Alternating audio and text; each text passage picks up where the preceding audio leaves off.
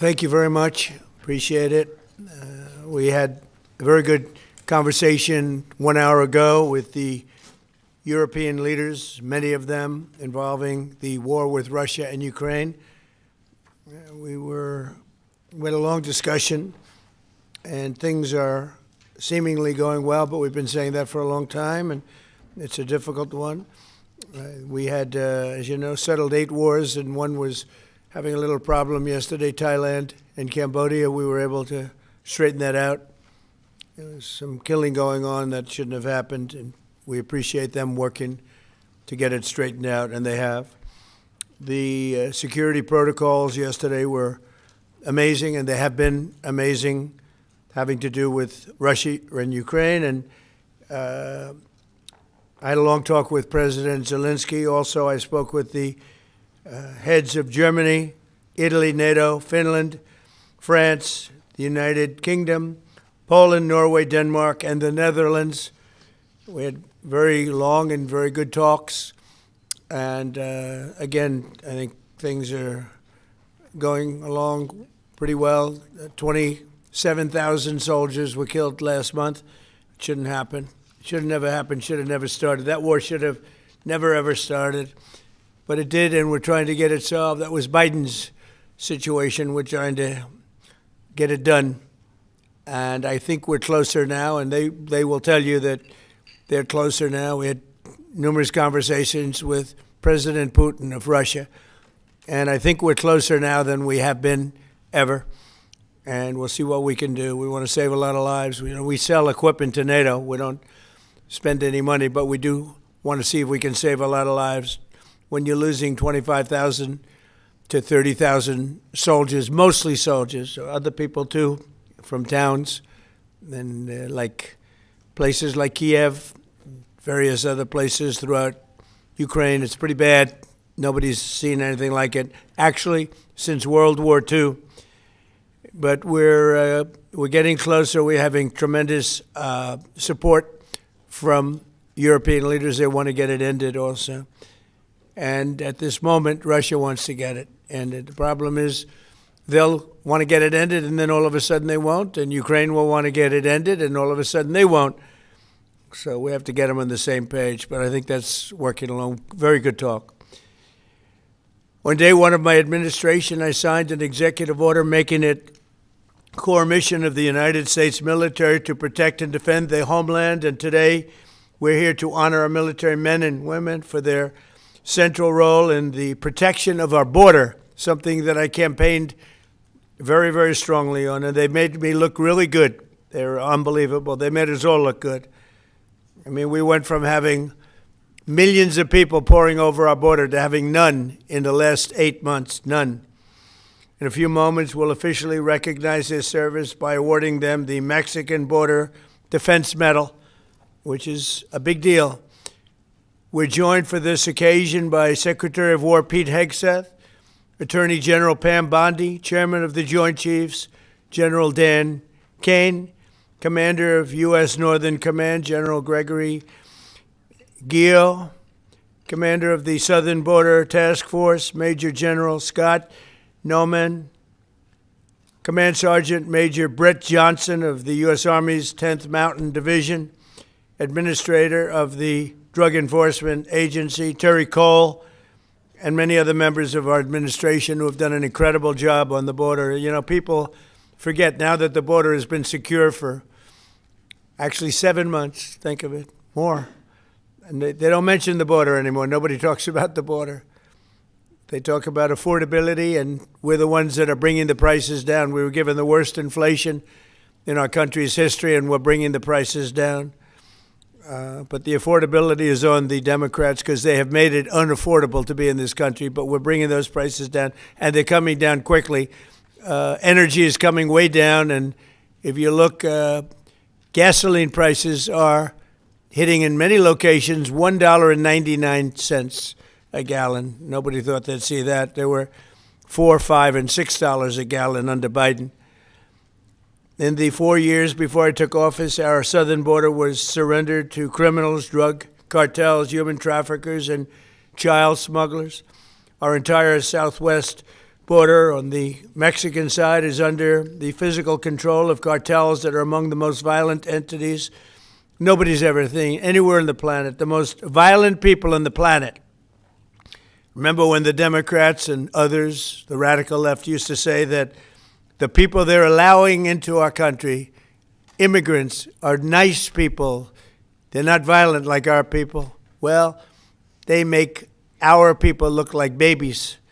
These are some of the most violent criminals anywhere on earth from many countries, not just Venezuela. Venezuela emptied their jails into our country, but others have also. The Congo has. So many other countries have. And we don't put up with it. I have to say the drugs coming in by sea are down 94%. And we're trying to figure out who the other 6% are. But they're down 94%, and we're going to start hitting them on land, which is a lot easier to do, frankly. But these are a direct military threat to the United States of America. They're trying to drug out our country. And you can look throughout history. Look at China when they were loaded up with drugs. They were suffering greatly, and others were able to take them over.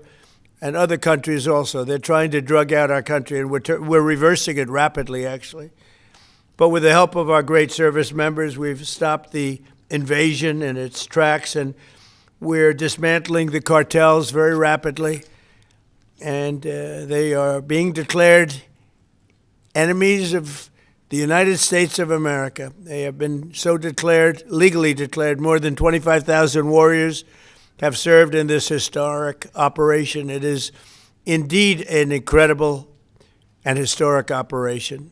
And we've never done anything so effectively, and we've had a lot of victories. They've spent night and day enduring scorching hot and bitter cold, and they've given up their holidays and their weekends working with the officers of Customs and Border Protection. Our armed forces have already conducted nearly 13,000 patrols along the border, and today we give these great warriors the recognition that they have earned, and they have really earned it. The military component of our border security efforts is just the beginning. We're also designating the drug cartels as foreign terrorist organizations, a big deal from a legal standpoint and military standpoint. We've ended catch and release, and we endured and ensured that anyone who sets foot across our border illegally is intercepted, arrested, and immediately deported, or if they're really bad, they're put into prison because we don't want to ever take a chance if they come back. As a result, illegal border crossings have plummeted to the lowest level ever recorded in the history of our country. Think of that. The history of our country. You can all be very proud. For the past 7 months, 0 illegal aliens have been admitted to the United States of America. We inherited the worst border in the history of our country, one of the worst borders, I would say, in the world. I can't imagine any border in the world being worse when they allowed 25 million people to come in. And again, many of these people are gang members and from prisons and jails, from mental institutions and insane asylums.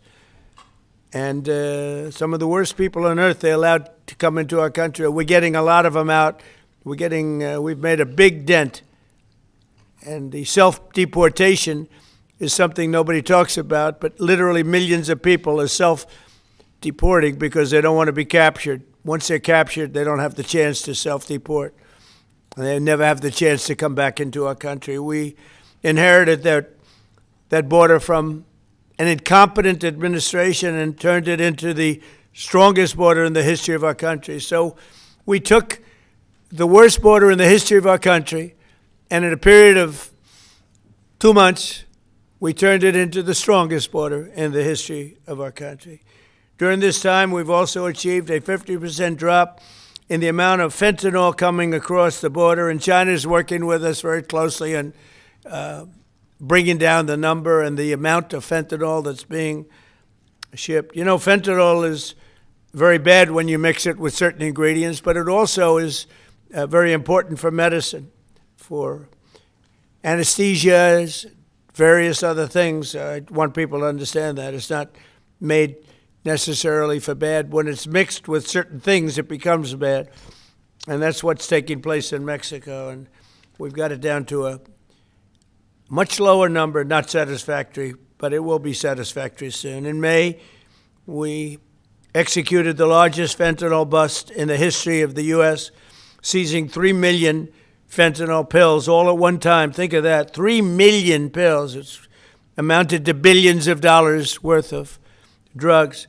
And last month, we seized another 1.7 million fentanyl pills in the state of Colorado, the poorly run state of Colorado, with a governor who's incompetent, and frankly, with a governor that won't allow our wonderful Tina to come out of a jail, in a high-intensity jail, because she caught people cheating on an election, and they said she was cheating. She wasn't cheating. She went over, she looked at one of the election scams going on, and because she did that, they put her in jail for 9 years.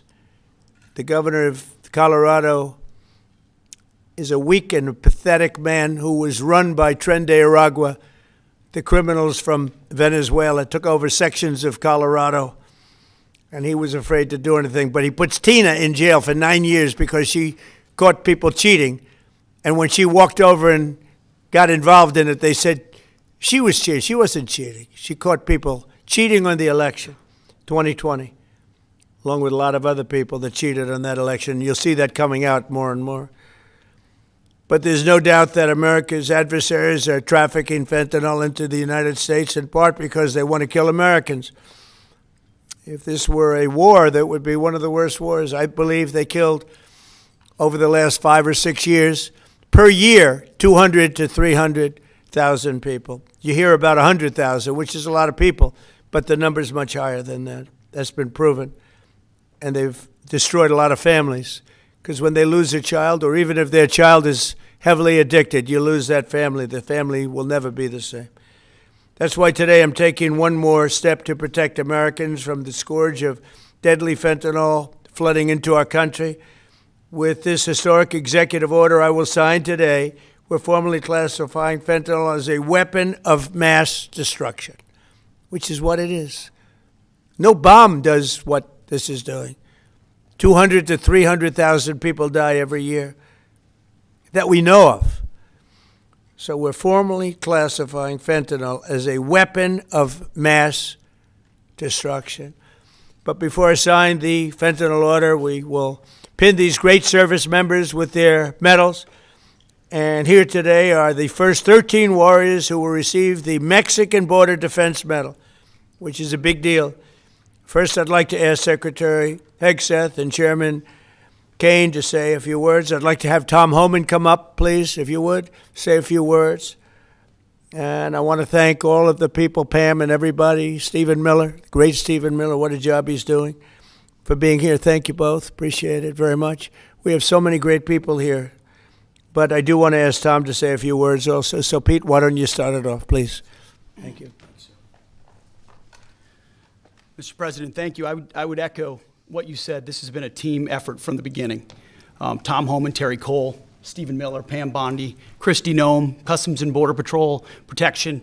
It has been one team, one mission to get 100% operational control of the southern border. You want to talk about America first, peace through strength and common sense? It all manifests in one basic phrase down there. Border security is national security. And we had the task of 100% control, and because of these men and women back here, we've achieved that. Nobody is crossing the southern border. And I want to give a big shout out to our Northern Command, General Guillot. From day one, our department didn't look at the border this way before you. Joe Biden allowed an invasion of this country. Tens of millions of people, drugs, gangs, violence, and the military jumped to it on day one with our partners. Ultimately, it was incredible Americans. There's 13 up here with us today. They all represent about 2,000 people who've served at the border so far. So 25,000 Americans qualify for this Mexican National Defense Border Medal that we're announcing today. And what's cool about this medal, it was actually first given out in 1918. So we're reviving an old medal that existed, was given to men and women who defended the southern border. We found out about it. We used the exact same foundry with the exact same imagery, same color, same medal, same everything. So our men and women will be wearing that very same medal as Americans 100 years before who were asked to defend the sovereignty of our country. President Trump was elected to do that. You have done that, Mr. President. We're proud of this mission. We're proud to defend the American people. And pinning these medals on is an example of how important it is to us. So thank you, Mr. President. Appreciate it. Thank you. Well, Mr. President, Mr. Secretary, I want to echo your thanks and gratitude for the joint force. I also want to highlight General Gio, General Nauman, and Command Sergeant Major Johnson, but also leaders at every level that came together, not just in our joint force, but in the interagency. And I want to specifically highlight our Border Patrol teammates and our Office of Air and Marine teammates who, when I went down to the southern border and visited, were right there next to the joint force. I also want to thank not just these 13 individuals, but the joint force that was also down there and your families who poured in to make this deployment possible on the southern border.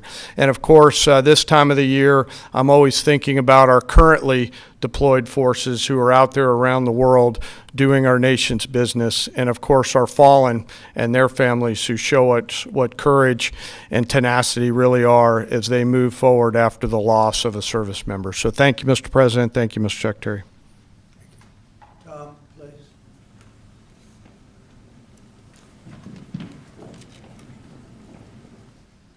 You know, it's always an honor for me to be in the Oval Office with the greatest president of my lifetime. Yes, I said it, and I meant it. You know, I just got home last night. I toured the border in California, Arizona, and Texas. I did it in four-wheel drive. I did it on the river. I did it from the air. Hundreds upon hundreds of miles of border. I didn't see one illegal alien. Not a single one. I've done this since 1984. I worked for 6 different presidents. No one's done more than President Trump. What he has done is gave us the most secure border in the history of this nation. Hard to stop.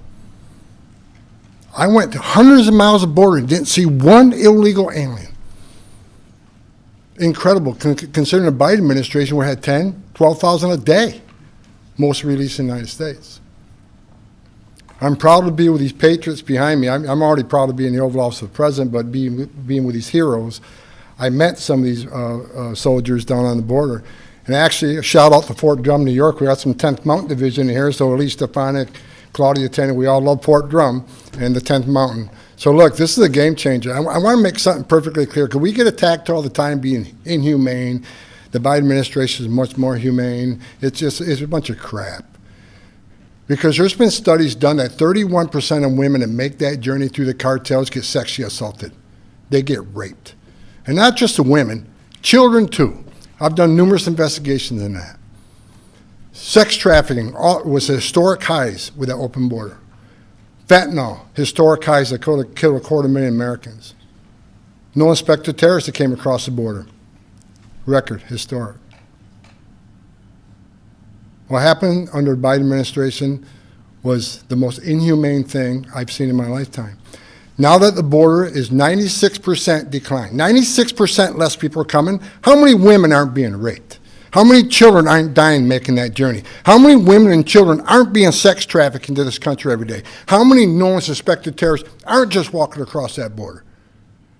President Trump and this administration is saving thousands of lives every month. Hard stop. That's just a stone cold fact. I'm just proud to be a part of this. I work with Steve Miller every day. Steve Miller is one of the most brilliant people I've met in my entire life. President Trump brought together one hell of a team here, and the success proves. We all working together, one team, one fight. We're not done yet. We're going to keep going, and I guarantee you we're going to continue saving thousands and thousands of lives. Secure border means strong national security. Secure border saves lives. Thank you. Thank you, Tim.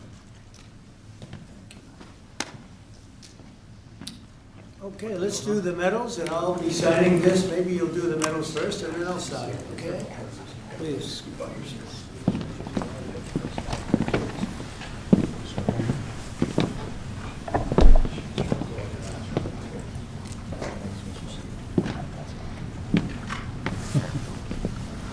Nice medal. It's not bad.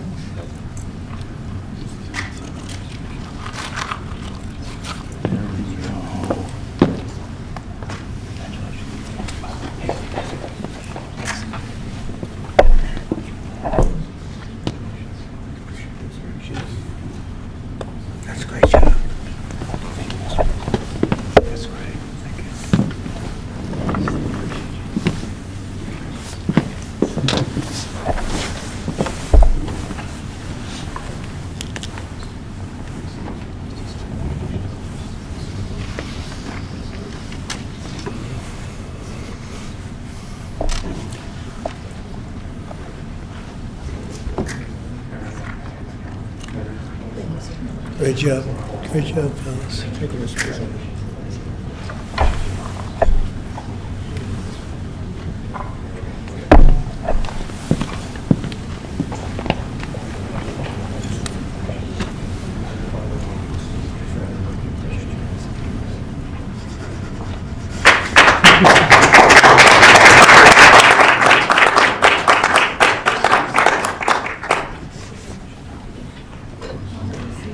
No auto pen.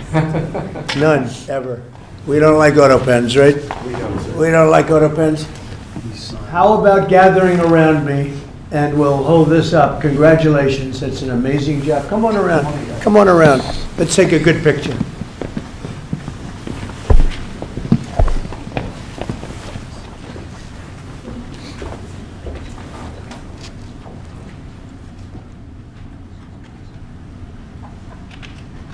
Fantastic job. You guys, fantastic job. Thank you very much. Great job. Thank you, Mr. President. Great job. What you've done is unprecedented. How about holding that up? You guys hold it up. Nice. Hold it up high. You deserve it more than me.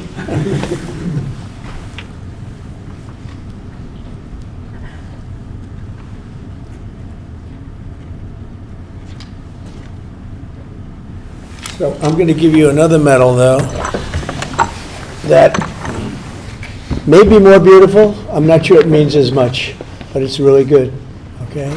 This is gun medal. This is the one the military loves. So we're going to start, okay? Thank you, Mr. President. Thank you, dear.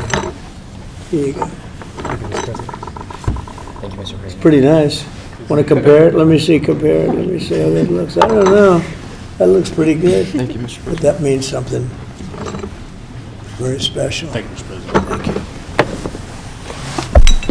Thanks, Mr. President.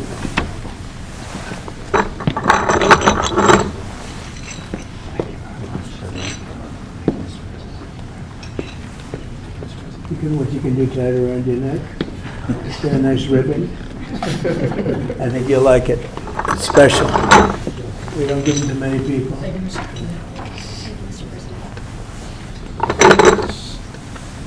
Thank you, Mr. President. Thank you, Mr. President. Come on over here. Come here. Look at this guy. It's the man's being happy. That's 4 sides up big. That means a lot up there.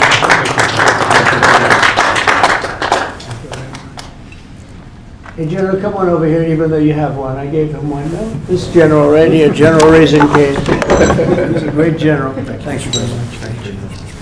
Well, thank you very much, everybody. It's an honor. This is a fantastic moment. I haven't done this before.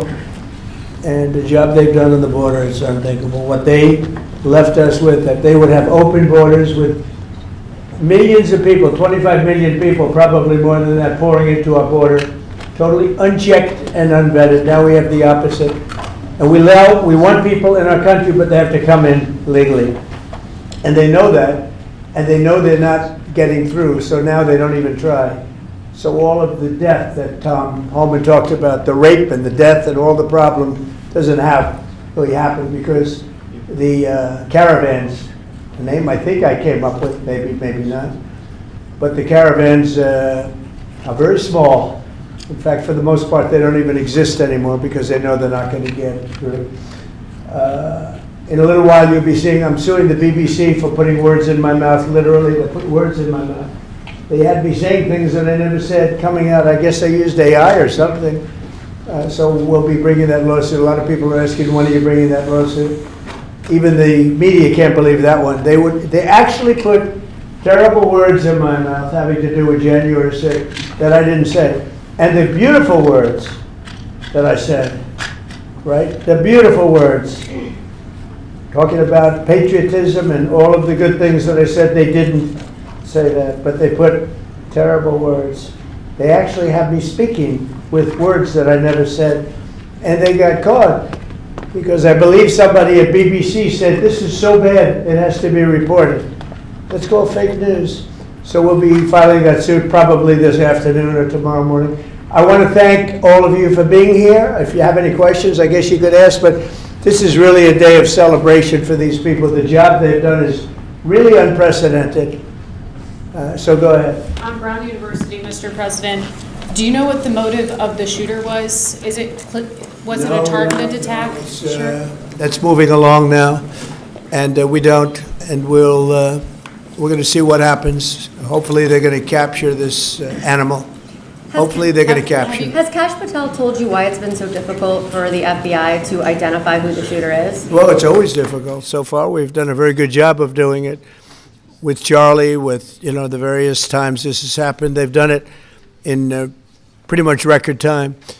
But you'd really have to ask the school a little bit more about that because, this was a school problem. They had their own guards, they had their own police, they had their own everything. But you'd have to ask that question really to the school, not to the FBI. We came in after the fact, and the FBI will do a good job, but they came in after the fact. Do you know if it was targeted, Mr. President?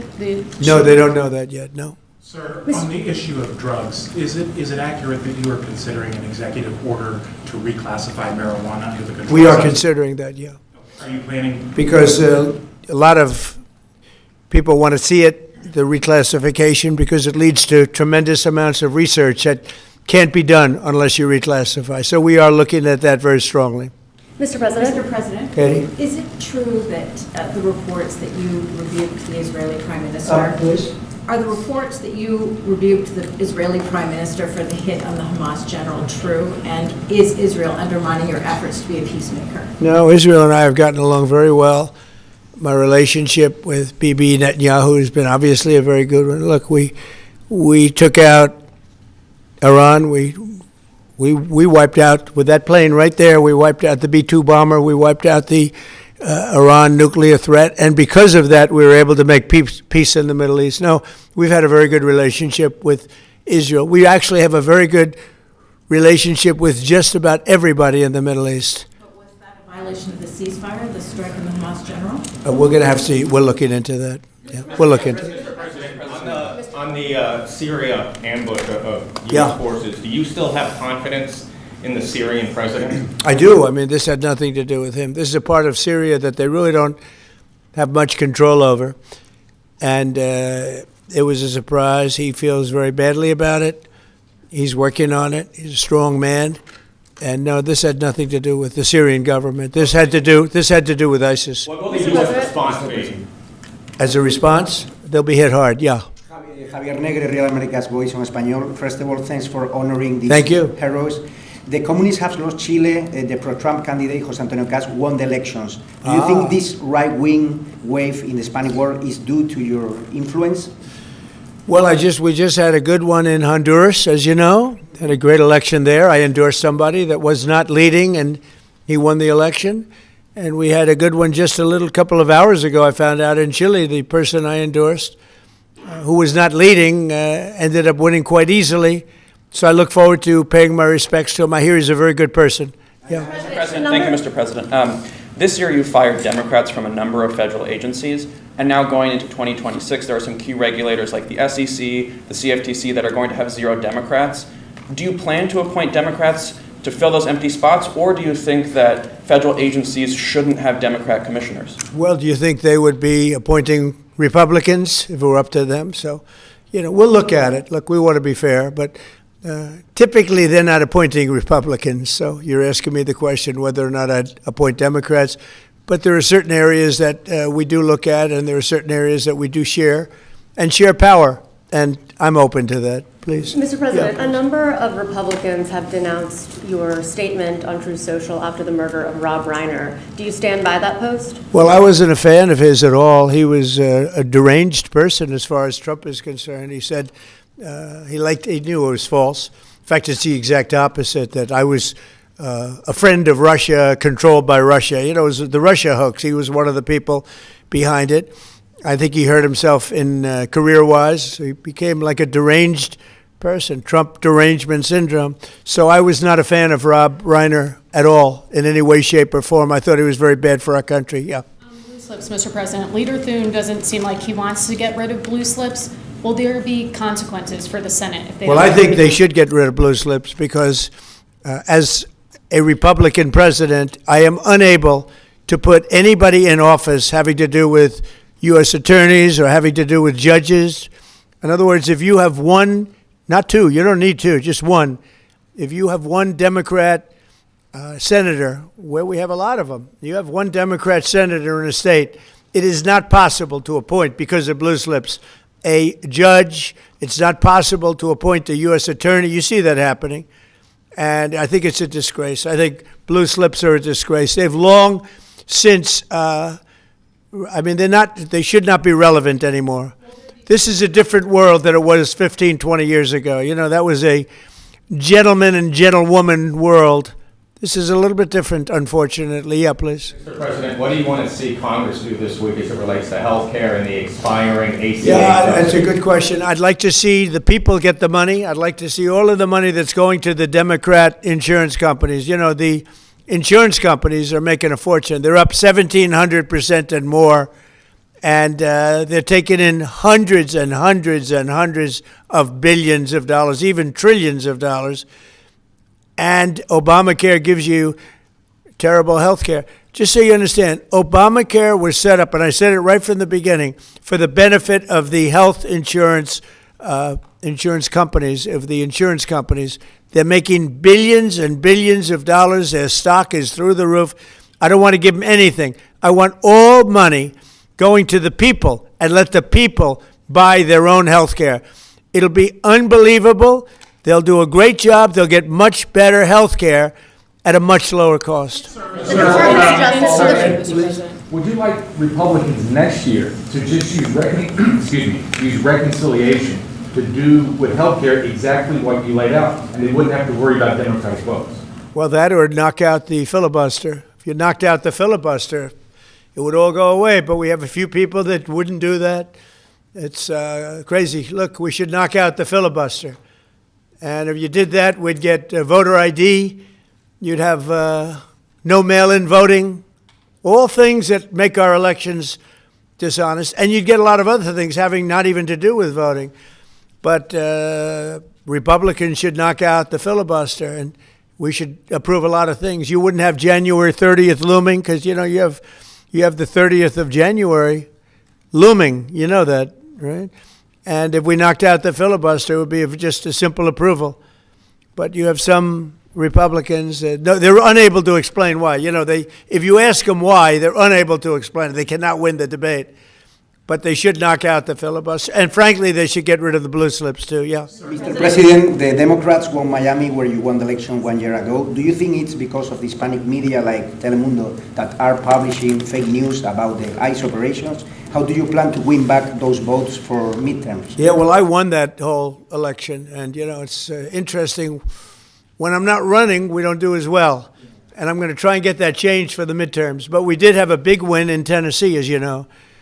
Matt Van Epps had a big win in Tennessee against a very strong candidate, attractive candidate, who a lot of people thought would do very well. And Matt won by a lot. And I won Tennessee by a real lot. You know, we had a great election. We won every single swing state. We won the popular vote. We won everything. And there's a thing that they have now, districts, which is a big deal. I think in a way it's the most important stat from the standpoint of, you know, looking at numbers accurately. So out of thousands of districts, I won 2,750 versus 525. Think of that, 2,750 versus 525. It was great. That's why the map, when you see a map of the election, it's all red other than two little narrow lines on the other side, please. Sir, Jimmy Lai was convicted today in Hong Kong. Do you have any reactions? I feel so badly. I spoke to President Xi about it, and I asked to consider his release. He's not well. He's an older man, and he's not well. So I did put that request out. We'll see what happens. Okay? Yeah, please, Katie. Question about Ukraine. Now that the meetings in Berlin have wrapped up with Zelensky, is there a timetable for going to Moscow? Is a delegation going? Well, I think that the delegation is largely there right now, actually. They're in Europe, and they met with those people that I called out before, the various countries, plus some others. They want to see it end, Katie. They want to see it end. I want to see it end. They want to see it end.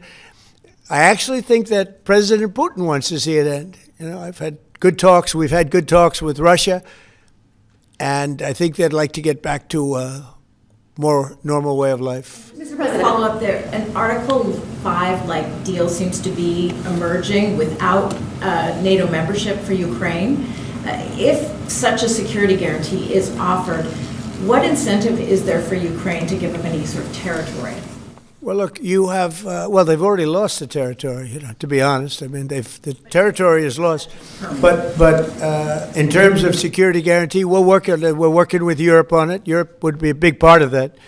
And we're working on the security guarantee so the war doesn't start up again. We don't want to have a war start up again. You know, as I said, with Thailand and Cambodia, two people I get along with great, and I dealt with them, and I called them, and I said, look, fellas, you got to relax. You got to take it easy. They lost. You know, they started the war again, and I got it ended. And things like that are going to happen, war. There's nothing pretty about war, nothing good, and there's nothing you can do to predict what's going to happen. But I think we've made a lot of progress with respect to Russia and Ukraine. I hope. You know, last month, it was close to 27,000 soldiers were killed, mostly soldiers, but 27,000 people, but mostly soldiers were killed last month in Russia versus Ukraine. Is there a time limit on security guarantees? Well, there's no time limit. The time limit is whenever we get it done. I mean, we're going to try to get it done. We're making progress. It's more difficult than anybody could have thought. I would have said that half of the wars that I got settled, some were going for over 30 years, that half of them should have been more difficult, and they actually haven't been. There's a lot of dislike between the two leaders, you know that, and so it probably makes it a little bit tough. Spoken directly to Putin? Have you recently spoken directly to Putin? Yeah, I have. On Syria, Mr. President, on the U.S. troops killed in Syria over the weekend, why do we have troops in Syria? Because we're trying to make sure that there's going to be and remain peace in the Middle East, and Syria is a big part of it. The new leader is a strong person, and that's what you need.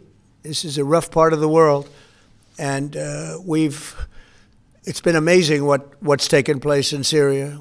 We got rid of Assad, we got rid of other people that were really bad people, and that were in the way of peace in the Middle East. You know, we have legitimate peace in the Middle East, first time in 3,000 years. And we have 59 countries backing it. And we'll see what happens with Hamas. We'll see what happens with Hezbollah. But regardless, I mean, we have countries that want to go in and clean that out if we want them to do it. But they said, in the case of Hamas, they said that they're going to disarm, and we're going to find out whether or not that's true. Hezbollah in Lebanon has been a problem. We'll see what happens there. But there is legitimate large-scale peace in the Middle East. And if there weren't, we wouldn't have been able to make all of those deals that we've made with the various countries. They would have never been able to do that. If, for instance, if we didn't, with that B-2 bomber right there on the desk, if we didn't, of which we just ordered a lot more of the newer version, totally stealth. They could not see it. They knew it was coming. They had no idea where it was. It was pretty amazing, actually. Every bomb hit its mark perfectly, despite CNN trying to say differently. They didn't know. They just, hoped.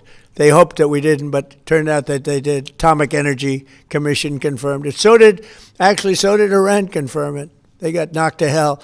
But if we didn't knock out their nuclear capability, we would have never had peace in the Middle East, because you would have had a dark cloud hanging over Saudi Arabia, Qatar, UAE, and all the other countries, and they would have never, ever been able to sign an agreement. Yeah, please. How soon do you expect that international stabilization force to be up and running in Gaza? I think that it's, in a form, it's already running. In a very strong form, it's already. But it'll get stronger and stronger, and more countries are coming into it. They're already in, but they'll send any number of troops that I ask them to send. They want to see peace. We have more than 59 countries. We have many countries that aren't even in the Middle East, but they're fairly close to the Middle East, they want to be involved. So it's been pretty amazing. Mr. President, this week a man named Keone Rodriguez is going to federal prison for creating crypto privacy software. The case was started under the Biden administration, but your DOJ kept it going and secured the conviction. A lot of people in crypto are saying that this man should be pardoned. Are you familiar with the case at all, or would you be interested I've in heard looking about at it. I'll look at it. Why, you think he should be pardoned? Sounds Many like people- it. Sounds like, based on your question. Many people in the Rodriguez, we'll look at that, Pam, okay? Let's take a look at it. You know, you'll have to tell me. I don't know anything about it, but we'll take a look. On Friday, Yeah, please. Mr. President, market analysts are calling for a Santa rally. Typically, it's 5 trading days going into Christmas. You know, in the first 2 trading days in January, that's a sign of market optimism. Do you anticipate, along with the historical low gas prices, that continuing into the first quarter of the year? Well, we've had the greatest stock market in history, Brian. We have a stock market that's gone up 52 times to new highs during a 10-month period, my 10 months. You know, my first 10 months, we set a record. 52 days, we had the highest stock market in history, including a day ago. And I didn't look today. Maybe it's up today, I don't know. But we had 52 altogether, and there's never been anything like it. And the reason are the tariffs have brought vast amounts of wealth into our country, that countries that have taken our car companies, those car companies are all coming back. The AI is coming at levels that nobody's ever seen before. That's going to be a massive industry. Without the tariffs, we wouldn't have that. Chips are coming in. The chip companies are coming in from Taiwan and other places, but mostly from Taiwan, which has almost 100% of the market. And we're now making chips, and we're not paying anything. It's not the CHIPS Act where they give billions of dollars to companies and then they just take the money and they run. That was under Biden. The fact that I set tariffs up, and that if they don't make their chips here, they have to pay a big tariff. In order to send them into the U.S., they have to be here. You know, tariffs really work, in my opinion, almost only in the United States. They've been used against us successfully because we had presidents that had no clue. But tariffs really work. We have taken in hundreds of billions of dollars with tariffs, and more importantly, we've taken in countries and companies where, and even countries have sent their car-making people into the United States in order to avoid paying tariffs. And they'll build a plant and they'll hire our people to make the cars. But we now have, as you know, Toyota just approved $10 billion in manufacturing plants in the United States using our people. Without tariffs, none of that would have happened. Tariffs have given us great national security. There's nothing like what's happened in the last 10 months. Tariffs have given us tremendous national security and tremendous wealth. Thank you all very much. Thank you.